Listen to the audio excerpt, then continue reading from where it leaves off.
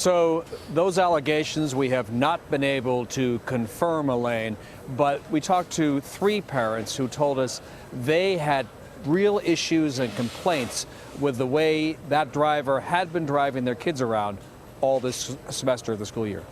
Mark, let's start with the driver. You spoke with his mother and some of the children's parents. What more have you learned about his past record?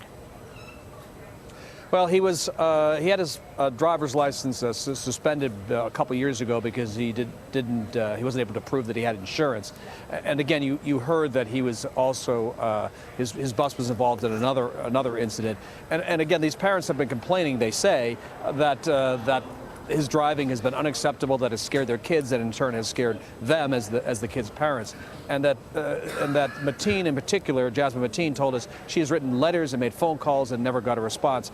We talked to school administrators today who say they're looking into those past complaints to see whether there's anything there.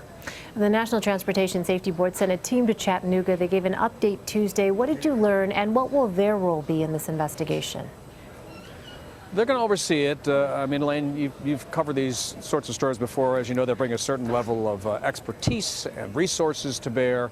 They're at the initial stage of the investigation. It's going to take a week to 10 days, they say, to come up with some preliminary findings, and then their full report will come months down the road. But the local authorities, rather, have pressed criminal charges here fairly quickly, which means that they genuinely believe they have seen evidence already that there was criminally reckless driving going on here, which is why the driver is behind bars. The NTSB chairman reported that 2 cameras were on the bus. Are we hearing anything at all, Mark, about what that video contains? No, and for one good reason. The NTSB has said they have yet to look at the video of those cameras. It's not clear whether those cameras also have audio, which could also matter in this investigation.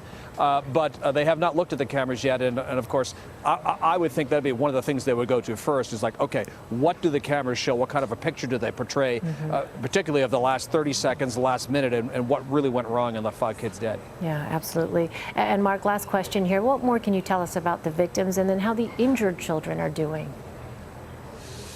Well, the victims. There was 5 kids killed, as you know, a kindergartner, a first grader, 3 fourth graders.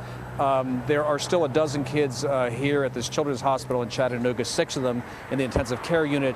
There were 19 other kids brought here yesterday who were looked over, treated, released. But for the 5 families and for the community at large to have seen something like this, there's a real sense of devastation as they head for the Thanksgiving holiday. Absolutely heartbreaking. Mark Strassmann, thank you.